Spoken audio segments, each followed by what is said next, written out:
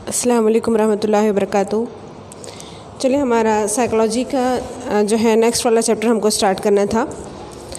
अगला हमारा जो चैप्टर है नफ्सियाती बदनज़मियाँ, साइकोलॉजिकल डिसऑर्डर। 11th में हमने जो चैप्टर देखे थे एबनॉर्मलिटी ना खिलाफ मामूल, इसमें हमने जो है इसके बहुत से पहलुओं को डिस्कस किया है। लेकिन चूँकि मैंने उस वक्त भी आपको बताई थी कि ये जो है इब्तदाई एक क्या कहेंगे आप, इब्तदाई मरहला है नफ्सियाती बदनज़मी का खिलाफ मामूल बर्ताव, एबनॉर्मलिटी। तो अब ये एबनॉर्मलिटी साइकोलॉजिकल डिसऑर्डर में कैसे कन्वर्ट होती है और उसको कैसे अलग अलग डिसऑर्डर्स के नाम से हम जान सकते हैं, इसको यहाँ पर इंशाल्लाह हम एक्सप्लेन करेंगे, यहाँ पर हम देखेंगे। अभी फर्स्ट वन, पहले तो हमको ये देखना है कि साइकोलॉजिकल डिसऑर्डर्स हैं क्या, है ना, नफ्सियाती बदनज़मियाँ क्या है। पहले आप ये समझने की कोशिश करें कि एबनॉर्मलिटी क्या होती है ना। एग्जाम्पल्स को आप देखें कि कोई बच्चा अगर किसी मुकाबला जाती इम्तिहान में या कोई कॉम्पिटिटिव एग्ज़ाम्स में जा रहा है और वो पर्टिकुलर कोई कलर अपने लिए सिलेक्ट करता है, जैसे नीले रंग की टी शर्ट या ग्रीन या येलो या फिर कोई ऐसी चीज़ जो उसको लगता है कि ये मैं साथ में रखूँगा तो मैं इसमें कामयाब हो जाऊँगा, यही मेरी खुशकिस्मती की निशानी है। एक पहली एग्ज़ाम्पल। दूसरी है, आपके सरगर्मियों में दी हुई है कि सीमा आसानी से सो नहीं सकते हैं, वो सो नहीं पाती है। राकेश का मामला ये है कि वो जब बहस व मुबाहसे पर आता है तो दीवारों पर मुक्के मारता है, तकिए उठाकर फेंकता है और उसको मतलब वो जब उसको लग रहा है कि मैं हार रहा हूँ बहस व मुबाहसे में, तो वो इस तरह से रिएक्ट करता है ना। रीना जो है हमेशा खौफ का सामना करती है, लेकिन वो इसकी वजाहत करने के काबिल नहीं है कि इतना खौफनाक क्या है। वो बयान नहीं कर पाती है कि उसको क्या चीज़ डरावनी लग रही है, क्या चीज़ ऐसी खौफनाक लग रही है। इन एग्ज़ाम्पल्स को आप ले लें। अभी इसमें तो बज़ाहिर हमको लगेगा कि ये चीज़ें तो बिल्कुल नॉर्मल है ना।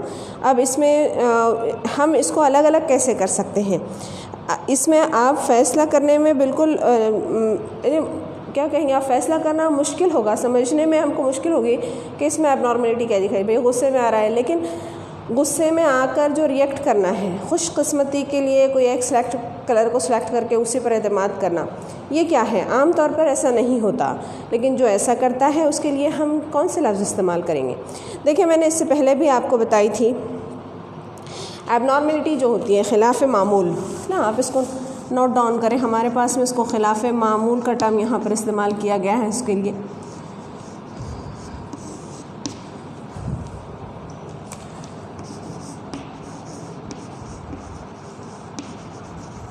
एबनॉर्मलिटी, मामूल से हटकर, है, नॉर्मल से हटकर एबनॉर्मल, खिलाफ मामूल। नॉर्मल क्या है, जो मामला जो आम तौर पर जो रिएक्शन हम अपनी आम ज़िंदगी में देते हैं ये मामूल के मुताबिक है, लेकिन अगर इससे हटकर कुछ हो रहा है तो क्या होगा, खिलाफ मामूल होगा। जैसे मैंने आप लोगों को एग्जांपल्स भी दी थी कि जो है अचानक आप देखें क्लास में सब बच्चे साइलेंट बैठे और एक बिल्कुल हंस रही है ज़ोर से, तो क्या लगेगा, वो बिल्कुल आपके नज़दीक वो आप नॉर्मल मानी जाएगी ना। इसलिए कि एटमॉस्फेयर वैसा नहीं है। माहौल से हटकर, माहौल के मुखालफत में जो हम रद्द अमल देते हैं वो खिलाफ मामूल कहलाता है। जो मामूल बना हुआ है एक माहौल का, उससे बिल्कुल हटकर रिएक्ट कर रहे हैं। नफ्सियाती बदनज़मियों की नोयत हमको देखना है, तो इससे पहले हम ये देखें कि हमने खिलाफ मामूल के लिए जो म्यार रखे थे, हमने इससे पहले देखे हैं 4 जो इसके म्यार है वो हमने समझने की कोशिश किए थे 11th में। फर्स्ट वन था एक शुमारियाती इन्हिराफ ना, नोट डाउन करें आप लोग पॉइंट्स, ये वैसे आपके पास में हो गए लेकिन फिर यहाँ पर नोट डाउन करें। शुमारियाती इन्हिराफ था, दूसरा था सकाफ़ती इन्हिराफ,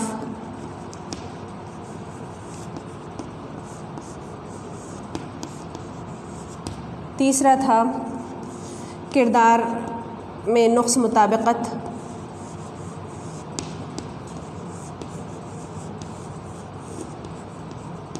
और चौथा था ज़ाती तकलीफ़। ये 4 पॉइंट्स हमने देखे थे 11th में।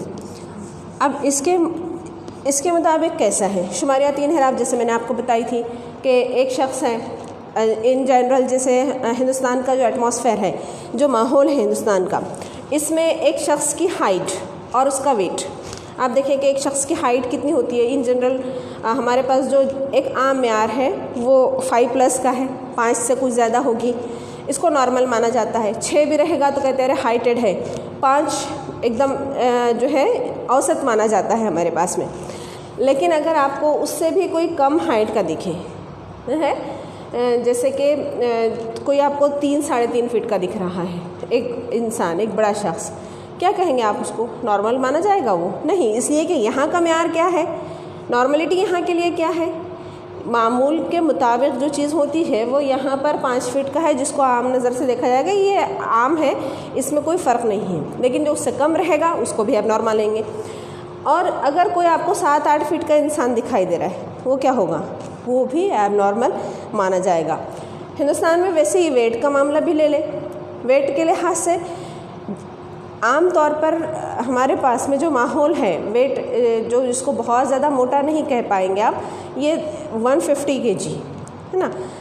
और इससे ज़्यादा अगर आपको मिल जाए, इससे पहले आपने देखे थे एक जो है ईरानी खातून यहाँ पर आई थी इलाज के लिए, 400 किलो उसका वज़न हो गया था। तो ये क्या रहेगा, ये मामूल से हटकर है। यहाँ तो उसको बिल्कुल लोग जो है एबनॉर्मल कहेंगे ना, इसलिए कि यहाँ पर हमारे पास जो माहौल बना हुआ है उसके मुताबिक वो शुमारियाती इनहराफ है। देखें आप इसको शुमारियाती इनहराफ में काउंट करेंगे। हाइट यानी कद का बढ़ना, कम होना, और वज़न, कद का बढ़ना और कम होना, बढ़ना भी और कम होना भी, और साथ ही वज़न का भी बढ़ना और कम होना, ये शुमारियाती इनहराफ, ये भी एबनॉर्मलिटी माना जाएगा। ऐसे ही सकाफ़त जो जिस माहौल में हम रह रहे हैं, तौर तरीक़े, रस्म रिवाज या तर्ज़ ज़िंदगी, अगर उससे हटकर यहाँ पर अपना रहे हैं तो वो सकाफ़ती इनहराफ। आप जिस भी कल्चर में चले जाएं, आपको पता है चूँकि हिंदुस्तान में कई अलग अलग सकाफ़तों के लोग यहाँ पर रहते हैं, तो जनरली क्या होता है, यहाँ पर इतना ज़्यादा फ़र्क आपको नहीं दिखाई देगा, है ना। कोई जो है एक दूसरे के तर्ज़ को अपनाते हैं, एक साथ में रहते हैं तो मुतासिर होते हैं और उन चीज़ों को अपनाने लगते हैं, तो ये चीज़ें यहाँ पर असर नहीं करेगी। लेकिन आप किसी दूसरे सोसाइटी में चले जाएंगे तो वहाँ का एक पूरा अलग कल्चर रहेगा, और आप वहाँ पर जब अपना कल्चर वहाँ पेश करोगे, ये सकाफ़ती इनहराफ रहेगा। किरदार में नुक्स मुताबिकत, एडजस्टमेंट नहीं कर पाना, जैसे कि आपने यहाँ पर एडमिशन लिया है इस कॉलेज में, तो आपने क्या किया, हालांकि आप अलग अलग स्कूलों से, अलग अलग माहौल से आए हुए थे, लेकिन यहाँ पर आने के बाद आपने अपने आप को एडजस्ट करना सीख लिया।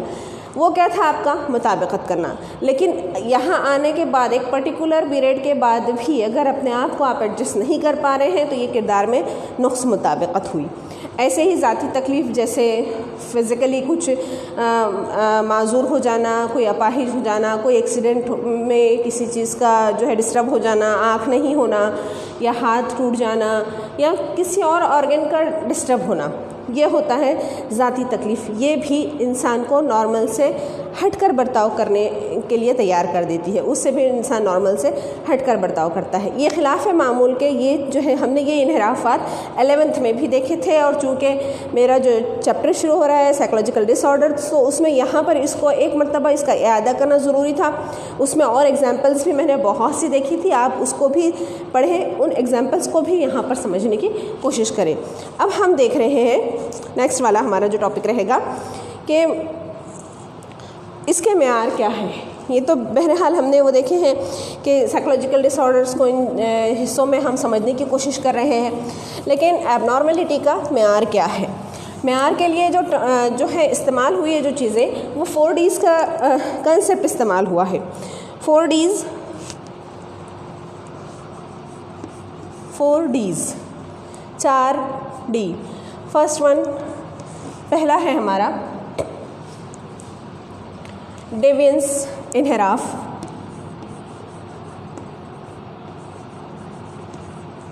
दूसरा है डायस्ट्रेस,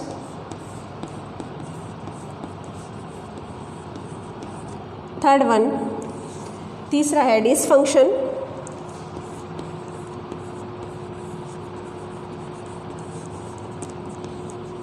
और फोर्थ वन, चौथा है हमारे पास में डेंजर। ये 4 Ds का जो कंसेप्ट है, ये जो दिया गया है कि इन चारों के ज़रिए से ये खिलाफ़ मामूल के मेयार है।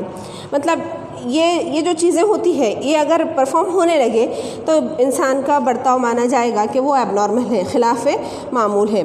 जैसे फर्स्ट वन, पहला जो है हमारा डेवियंस, इनहराफ। इनहराफ इसको आप उर्दू में भी नोट डाउन करते चलें। इसके लिए लफ्ज़ इनहराफ का इस्तेमाल किया गया है। मैं बताती हूँ इनहराफ कौन कौन से पहलुओं में इनहराफ यहाँ पर है। स्ट्रेस, रंज, है ना, हमने देखे हैं ये तकलीफ़ दह दबाव के लिए भी इस्तेमाल हुआ है। इसको नोट डाउन करें आप, ये तकलीफ़ दह दबाव, ठीक है। डिसफंक्शन, नुक्स मुताबिकत, काम, नुक्स फ़ाल कहा गया है इसको, नुक्स फ़ेल, काम का जो है मुतासिर होना। और डेंजर,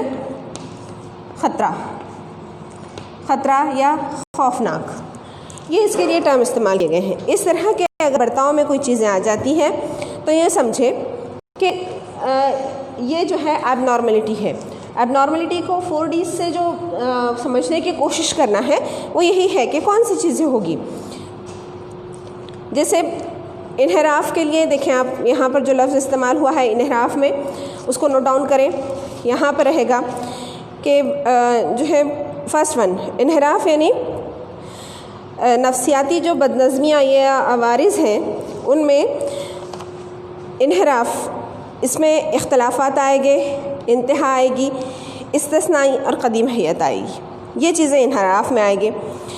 उसके बाद दूसरा जो है रंज, इसमें नाखुशगवार और फ़र्द और दूसरों को मुस्तरिब कर देने वाला काम, है ना, ये रंज। मैंने जैसे कहा आपसे तकलीफ़ दा दबाव भी है, जैसे दूसरों को जो है तकलीफ़ पहुंच रही है या दूसरे उससे मुतासिर हो रहे हैं या ख़ुद भी इंसान उससे मुतासिर हो रहा है।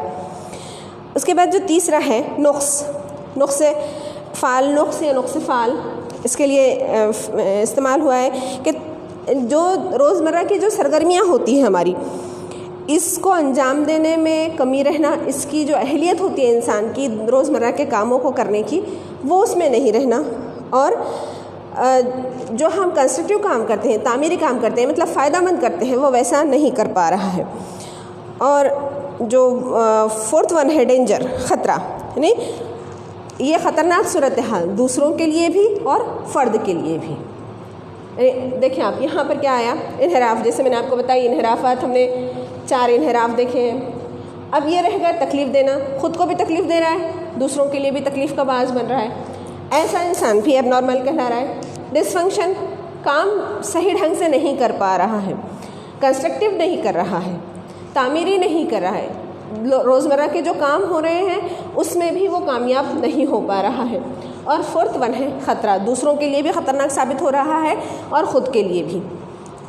दरअसल ये क्या कहेंगे आप, ये तारीफ़ एक साइकोलॉजिकल डिसऑर्डर्स को समझने के लिए एक अच्छी शुरुआत फ़राहम करती है ना। इससे क्या होता है कि हम बेअतदाली को समझते हैं, नफ्सियाती बेअतदाली को तलाश कर सकते हैं और ये समझने की कोशिश करते हैं कि किस तरह से इनहराफात हो रहे हैं। जैसे समाजी इनहराफ से हटकर भी कुछ चीज़ें हैं। एक इंसान का बेअतदाल किरदार ऐसा अमल है जो समाजी मेयार से हटकर है। माहिर नफ्सियात का कहना है कि बेअतदाली बर्ताव महज एक लेबल है जो ऐसे तर्ज़ अमल को दिया जाता है जो समाजी उम्मीदों के ख़िलाफ़ होता है।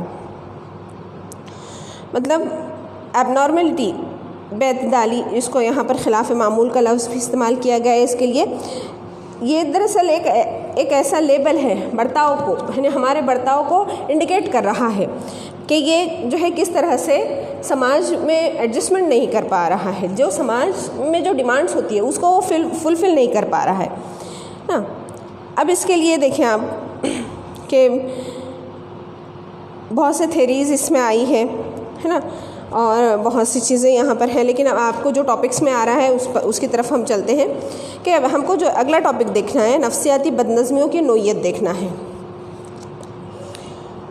अब यहाँ तो नफ्सियाती बदनज़मियाँ क्या होगी, उसके जो है क्राइटेरियाज़ क्या होंगे वो हम देख रहे हैं। अब यहाँ पर हमको नोयत देखना है। नोयत के लिए भी 4 मरहले तय किए गए हैं। 4 मरहलों के लिहाज से जो है इंसान काम करता है। तो वो 4 मरहले कौन से हैं? एक नॉर्मल इंसान क्या होगा, एबनॉर्मल क्या होगा, ये हमको यहाँ पर देखना है इंशाल्लाह।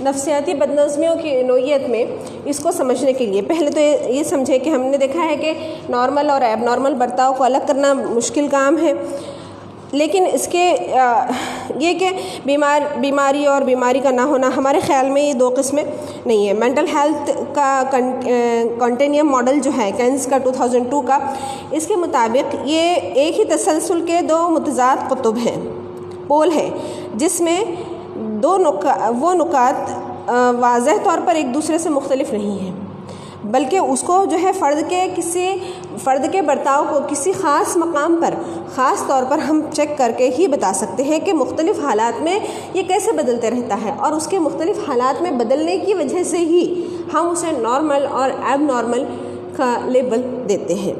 तो अब इस बेहतर कौन सा होगा और किस तरह से बर्ताव बिगड़ेगा, इसको चेक करने के लिए चार मराहिल पेश किए गए हैं जो इंसानी सेहत, इंसान की दिमागी सेहत की निशानदही करते हैं। तो अब इसमें देखिए मरहले दिए हुए हैं, इंशाल्लाह हम उसको मरहलेवार देखेंगे।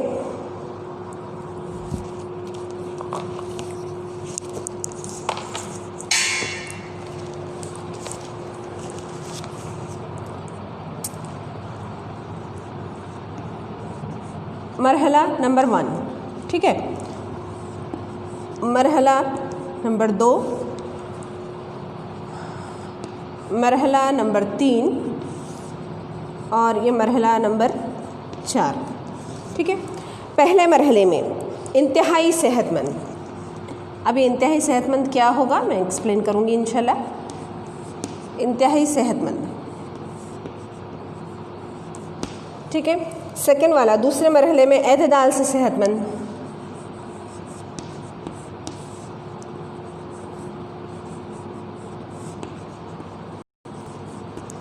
तीसरे मरहले में मोतदिल गैर सेहतमंद, मोतदिल भी रहेगा बाज़ औक़ात और ये गैर सेहतमंद।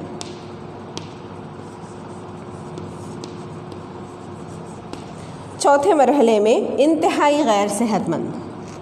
आप लोगों ने, मैंने जो टेस्ट ली थी आपको पता होगा कि हमने इस तरह से क्राइटेरिया भी निकाले थे बहुत से टेस्ट में आपके रिस्पॉन्स के लिए, तो उसको भी यहाँ पर हम समझ सकते हैं। अब इसमें देखें कि पहला मरहला जो है इंसानी सेहत के, इंसान की जहनी सेहत के तसलसल का मॉडल है ये। इसमें इंतहाई सेहतमंद फर्स्ट वन, ये जो पॉइंट है इस मरहले में, ये इंसानी जहनी सेहत का मरहला है। इसमें फर्स्ट वन, पहले मरहले में जो अफराद होते हैं वो मुस्बत सोच रखने वाले होते हैं, पॉजिटिव थिंकिंग वाले होते हैं, है ना, अच्छी तरह से काम करते हैं, मुस्तहकम मिजाज को ज़ाहिर करते हैं, पुरसुकून होते हैं, पुरअमन ज़िंदगी गुजारते हैं, अपनी ज़िंदगी से मुतमईन होते हैं। इन जनरल एक नॉर्मल इंसान जो होता है ना, नॉर्मल इंसान जिसको किसी तरह से कोई प्रॉब्लम नहीं है, वो बिल्कुल अपने तौर पर अपना काम कर रहा है, कंस्ट्रक्टिव काम कर रहा है, अपनी एक माशी माशरती समाजी जो ज़िंदगी है, आइली जो ज़िंदगी है, उसको एक सक्सेसफुल अंदाज में गुजार रहा है, वो इंतहाई सेहतमंद रहेगा। अपनी ज़िंदगी से पूरी तरह से मुतमईन है, अपने कामों के लिए क़ुव्वत महसूस करता है, जो टारगेटेड काम होते हैं उसको बहुत एक्टिवनेस के साथ में पूरा कर लेता है, हर एक के मुताबिक सोचता है। मतलब जो फ़र्द अपनी आइली ज़िंदगी में, अपने माशरती ज़िंदगी में, अपनी समाजी ज़िंदगी में एक्टिवली पार्टिसिपेट करके अपने आप को अलग मुख्तलिफ़ मराहल के लिए तैयार करता है, वो इंतहाई सेहतमंद रहेगा। दूसरा मरहला जो आता है एतदाल से सेहतमंद, इसमें ये अफराद गैर जानिबदार लेकिन रद्द-ए-अमल देते हैं, है ना, बिल्कुल रद्द-ए-अमल देते हैं, एतदाल है उनमें। वो कौन सा है? इंतहाई सेहतमंद है, इसमें एतदाल से सेहतमंद है ये। तो ये अफराद जो है रद्द-ए-अमल तो देते हैं, बाज़ औक़ात नर्वस भी होते हैं, फ़िक्रमंद भी होते हैं, जो इंसानी फितरत में जो चीज़ें हैं वो आती है नॉर्मली, इसको अब डिसऑर्डर नहीं कहेंगे, लेकिन ये चीज़ें इंसान को डिस्टर्ब कर रही हैं, ये सब चीज़ें आएगी। ख़ुद पर शक करते हैं, ज़िंदगी का तनाव को भी जो है महसूस करते हैं, ऐसा लगता है कि पूरी ज़िंदगी जो है तनाव में भरी हुई है, ये भी एहसास होता है उनको। बाज़ औक़ात जो वो उनको ऐसा लगता है ख़ुद पर भी शक कर सकते हैं, वो दूसरों पर भी शक कर सकते हैं, समझते हैं कि ये परेशानी का बाज़ बनेगा, जल्द थक जाते हैं और इनकी काम करने की सलाहियतें भी मुतासिर होते रहती है, तवानाई की कमी भी हो सकती है इनमें। और आपने भी ये महसूस किया होगा कि आप देखें कि आप एग्ज़ाम्स देने के लिए जा रहे हैं या पर्टिकुलर किसी एक इवेंट पर जहाँ आपका सिलेक्शन है या कोई ऐसा काम है जो आपको लग रहा है कि अरे अब ये कर लूँगा तो मेरा फ़ायदा होगा, तो उस सूरत में क्या होता है, एंजियस हो जाते हैं, है ना। ये कुछ फितरी चीज़ें हैं। मैं ये कह रही हूँ कि पहला वाला तो बहुत ज़्यादा सेहतमंद है, लेकिन सेकंड वाला जो मरहला है यहाँ पर एक आम इंसानी सेहत को रखा गया है। इस मरहले में अफराद ज़्यादा हकीकत पसंद हो जाते हैं, बहुत ज़्यादा चीज़ें जो है बिल्कुल बहुत ट्रांसपेरेंसी के साथ देखते हैं और माहौल के ज़रिए से रखी गई अपनी जो हदें हैं, जो रुकावटें हैं, उसको कबूल करते हैं। ख़ुद अपने स्ट्रेस को मैनेज करने का काम भी कर लेते हैं। एक ही वक्त में सेहतमंद ग़िज़ा और सेहतमंद तर्ज़ ज़िंदगी की पैरवी करते हुए मुनासिब आराम के साथ साथ अपनी समाजी सरगर्मियों को भी खुश असलूबी से अंजाम देते हैं और सेहतमंदाना कामों की तरफ मायल अपने आप को कर लेते हैं। देखिए, अब ये 2 पॉइंट्स, 2 मरहले जो ऐसे हैं जिसमें एक तो वो है जो बिल्कुल, अब यहाँ पर आप समझें कि ईमानी क़ुव्वत भी होती है इंसान की और अल्लाह ताला ने नफ्सियात भी उसके साथ में रखी है। फर्स्ट वन, पहला तो ऐसा है कि बिल्कुल बेफ़िक्र है, बहुत ज़्यादा इतनी शिद्दत के साथ ईमानी क़ुव्वत के उस पर दूसरी चीज़ें असर नहीं कर रही हैं। लेकिन ये होता है कि आम तौर पर इंसान परेशान तो हो जाता है, मुतासिर भी होता है हालात से, वक्त और माहौल के लिहाज से फ़िक्रमंद भी हो जाता है। बाज़ औक़ात सिचुएशंस ऐसी आती है कि वो दूसरों पर शक भी करने लगता है, लेकिन उसके बावजूद भी उसको ईमानी क़ुव्वत वो भी रहेगी कि उसको फिर से जो है सेहतमंदी की तरफ ले जाएगी, वो फिर से एक साले माशरे की तश्कील में हिस्सा देगा अपना और एक सेहतमंद कारकर्दगी अपनी माशरे में अंजाम देगा। थर्ड वन जो होता है, ये होता है मोतदिल गैर सेहतमंद। जो लोग इस तीसरे मरहले में होते हैं उनमें नफ्सियाती बदनज़मियों के आसार दिखाई देते हैं। जैसे मैंने आपको इससे पहले भी कहा था कि एंजाइटी जो है, एंजाइटी को माना गया है कि ये नफ्सियाती बदनज़मियों की जड़ है ना। खौफ, फोबिया, ये इब्तिदा होती है और वो इंतहा को पहुंच जाए तो वो साइकोलॉजिकल डिसऑर्डर में तब्दील होती है। अब ये इंतहा को मुख्तलिफ मराहिल में पहुंचेगी, अलग अलग लिहाज से पहुंचेगी। अब ये जिस लिहाज से, जिस शिद्दत के साथ उभरेगी, वो उस तरह से फिर उस एक बदनज़मी की तरफ आएगा और वो वहाँ पर उसको जो है डिस्टर्ब करेगी। अब यहाँ पर आप देखें कि नफ्सियाती बदनज़मियों का टर्म यहाँ पर इस्तेमाल किया गया है, नफ्सियाती बीमारियाँ नहीं कहा गया है। मैंने इससे पहले 11th में आपको एक्सप्लेन की थी और फिर मैं समझ रही हूँ कि यहाँ पर आपको एक्सप्लेन करना ज़रूरी है कि ये बदनज़मियाँ हैं, डिसऑर्डर्स हैं, डिसीज़ नहीं है, बीमारियां नहीं हैं। बीमारी से क्या, बीमारी का ताल्लुक़ दरअसल इंसानी जिस्म के आज़ा से होता है, मुख्तलिफ़ आज़ा से, ज़ाहिरी तौर पर या अंदरूनी तौर पर। लेकिन यहाँ पर अगर इंसान फिज़िकली या फिर जो है इंटरनल कुछ डिस्टर्बेंस हो रहा है, इंटरनल मीन्स कोई बॉडी पार्ट हमारा इंटरनली काम करना बंद कर रहा है, तो उस सूरत में जो होगा वो डिसीज़ होगी। लेकिन यहाँ पर डिसऑर्डर्स है, यहाँ पर इंसान का जो कॉग्निटिव प्रोसेस है वो डिस्टर्ब हो रहा है, इसलिए यहाँ पर डिसऑर्डर, बदनज़मी का लफ्ज़ इस्तेमाल किया। एक नज़्म है ना, एक पूरा इंसानी दिमाग का एक नज़्म है, वो अगर डिस्टर्ब हो जाए तो फिर वो क्या होगा, नज़्म से हटकर हो जाएगा, बदनज़मी हो जाएगा। इसलिए यहाँ पर टर्म जो है बदनज़मी इस्तेमाल किया गया है, साइकोलॉजिकल डिसऑर्डर्स ये लफ्ज़ इस्तेमाल किया जाता है। अब जब जो है हमारा कॉग्निटिव प्रोसेस मुतासिर होगा तो फिर जाहिर सी बात है वो मुतासिर हो जाएगा, तो बॉडी फंक्शनिंग अपने आप जो है दूसरी चीज़ों को भी मुतासिर कर देगा। हमारा जो हमने सेंट्रल नर्वस सिस्टम में यही चीज़ें देखे थे कि हमारा ब्रेन और हमारा स्पाइनल कॉर्ड जो होता है वो दोनों कैसे एक दूसरे से कनेक्ट होते हैं, दरअसल उसका ताल्लुक़ यहाँ पर भी है। जब हम क्लिनिकल साइकोलॉजी देखेंगे तो उसमें इन दोनों का कोरिलेशन है, बाहमी रब्त है, तभी बदनज़मियाँ होती है और वो फिर इंसान के बर्ताव पर असरअंदाज होती है। अब बदनज़मी हो रही है तो आपको कैसे लगेगा कि ये इंसान में जो है साइकोलॉजिकल डिसऑर्डर है? भाई आप उसके बर्ताव को देखकर, उसके रहन सहन को देखकर, उसके रिएक्शन को देखकर, माशरे के जो मामलात है उसको देखकर ही समझेंगे ना। तो ये कब होगा? ये दोनों के कोऑर्डिनेशन की वजह से ही होगा। तो यहाँ पर अब हम थर्ड वाले मरहले में देख रहे हैं कि ये इब्तदाई अलामतें हैं। जो थर्ड वाला मरहला है इंसानी सेहत का, इंसानी जहनी सेहत का, उसमें इब्तदाई निशानियाँ, निशानदही अलामतें हमको दिखाई देती हैं गैर सेहतमंद होने के, जैसे उदासी, खौफ, अदम इस्तेहकाम, बेचैनी, चिड़चिड़ापन, नेगेटिव फीलिंग्स का आना, है ना, नेगेटिव थॉट्स का आना, मनफी एहसासात, तजुर्बात, नए चैलेंज जो आते हैं इसका मुकाबला करने से डरना, इसका मुकाबला करने के लिए भी तैयार नहीं होते तो खौफ महसूस करते हैं। बाज़ औक़ात ये होता है कि अपने मामूलात या काम को जो मुकम्मल करते हैं उसमें भी थक जाते हैं। इन जनरली थकावट नहीं आती है, लेकिन अगर कुछ प्रॉब्लम्स हो तो फिर यहाँ पर थकावट भी आने लगेगी। ताल्लुक़ात जो है हमेशा क्या कहेंगे आप, रंजिशों भरे होते हैं, दूसरों के साथ में अच्छे रिलेशंस नहीं बना पाते हैं। बाज़ औक़ात इसी टेंशन को कम करने के लिए नशावर चीज़ों का इस्तेमाल करना शुरू कर देते हैं, फिर नशे की लत में भी पड़ जाते हैं। शराब का, ख़ुसूसन शराब की तरफ रग़बत होती है। ये दरअसल ज़हनी बीमारी की अलामतें हैं। फिर भी नतीजा खेज़ और मुनासिब तरीक़े से काम कर सकते हैं, लेकिन उसे करना उन्हें बहुत मुश्किल लगता है। इतना सब होने के बाद भी उनको ऐसा लगता है कि हम जो है नतीजा खेज़ मतलब प्रोडक्टिव काम करेंगे, कुछ ना कुछ रिज़ल्ट बेसिस पर काम करेंगे, लेकिन फिर भी उनके लिए बहुत मुश्किल होता है। तनाव की ये हकीकत है ना, इसकी बुनियादी वजह जानकर और जज्बाती मदद से ऐसे अफराद बीमारी का मुकाबला कर सकते हैं। उन्हें या तो ख़ानदान और दोस्तों की जज्बाती मदद चाहिए, यहाँ पर अब उसको दूसरा कुछ नहीं चाहिए, इमोशनली सपोर्ट चाहिए। देखिए, ये तीसरा मरहला इसीलिए है कि पहला और दूसरा मरहला तो सेहतमंद है, लेकिन जब इब्तदाई मराहल हमको समझ में आ जाए तो फिर यहाँ पर बग़ैर किसी ट्रीटमेंट के हम समाज में रहते हुए सोशल सपोर्ट के ज़रिए ही उसको बैलेंस कर सकते हैं। तो ये जो होता है कि यहाँ पर उसको फिर अपने ख़ानदान या दोस्तों से जज्बाती तौर पर अगर मदद मिल जाए, उसको कोऑपरेशन मिल जाए, उसकी हौसला अफजाई हो, तो ऐसा शख्स रिकवर हो सकता है। बाज़ औक़ात ये इस मरहले में उसकी जो ओकेशनल एबिलिटीज़ है वो भी मुतासिर होती है, वो भी यहाँ पर डिस्टर्ब होती है।